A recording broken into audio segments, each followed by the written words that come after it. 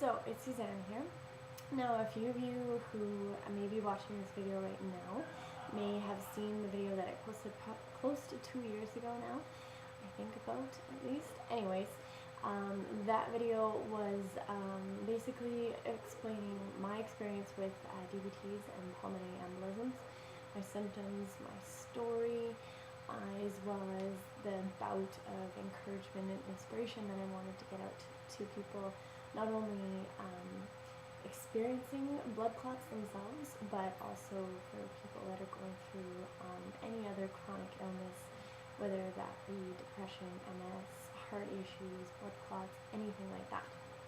Now, there's definitely a few more things I want to touch on and kind of add to that video, just because recently I've really felt like I should be doing it. I really had a good response from the first video that I did, and I think we can further benefit other people if we just sometimes send a friendly reminder about how to get through these difficult times, basically. So I'll recap a little bit on what's kind of happened to me in the last year and a half to 2 years. When I made that video, I was 19 years old, and now I am almost 21.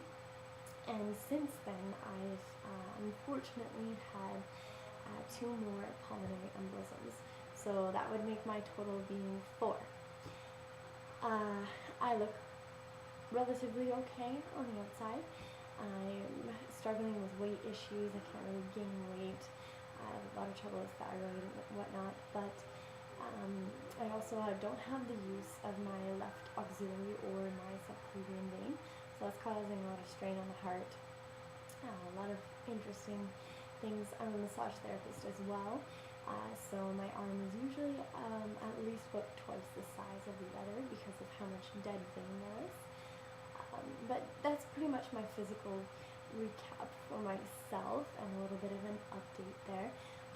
What my main point that I want to make, though, or points I should say for plural, is I really want to expand on the encouragement and inspiration that I had going in the first video there. So one of the things I've definitely seen recently is on the Facebook support groups, stuff like that, I've seen a lot of depression, and it breaks my heart to see that, to see people who are chronically ill and are just so down in the depths. They've been beaten down and they just can't seem to find their way back.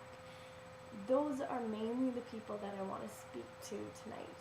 I want to remind you that whatever disease, condition, anything like that, whatever you have that is troubling you, it does not consume you. It does not define who you are. It doesn't make you who you are. It shouldn't change your personality. It shouldn't change anything about you, because whatever you're going through, again, is not who you are.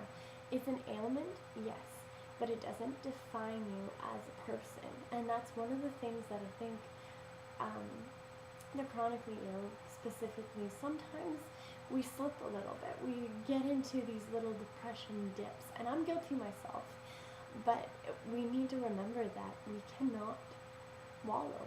We can't let whatever we're going through, we can't let our symptoms become who we are, because as soon as we do that, we're just going downhill, and there's no uphill progress whatsoever being made if we let our minds do that. Our minds are incredibly powerful, so powerful, in fact, that we can even help heal ourselves.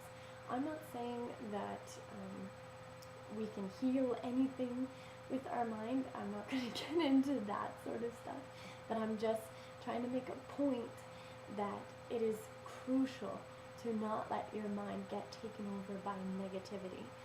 The other thing I kind of wanted to go into as well is sending out encouragement for people that have loved ones, that have friends that are struggling with diseases, and maybe you don't know how to reach out to them, and you just need a little bit of, again, a friendly reminder of what you should do.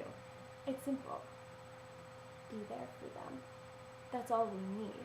That's all that people who are struggling need, whether it's disease or depression or anything else. If someone's struggling, genuinely, what people would benefit from the most is just to know that they have support from someone close that they trust. You don't need to have a speech written up.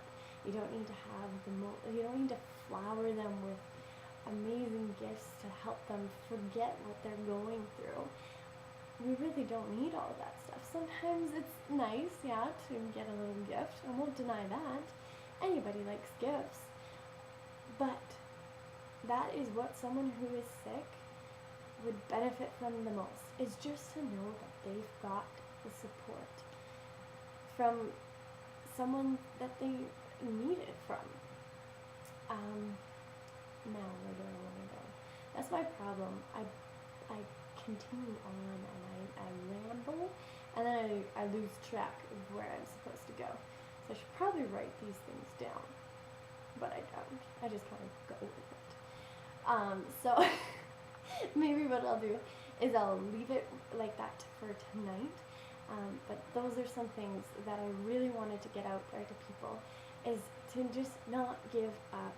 We never know when we never know when our time is up. Yeah, we might be told constantly by specialists, cardiologists, all of those people with fancy names, that we're a ticking time bomb and we better just accept that.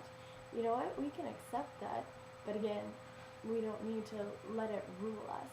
We still live every day to the absolute fullest, and we continue on like soldiers, never giving up. So that is definitely my ramble of encouragement for tonight. Depending on what else I think of, I might send out another video to add to this and maybe end it a little bit more professionally. So that's the word I'm looking for. Anyways, all of you lovely people out there that might be going through things, just remember, you're not alone and you're gonna get through this. Take care.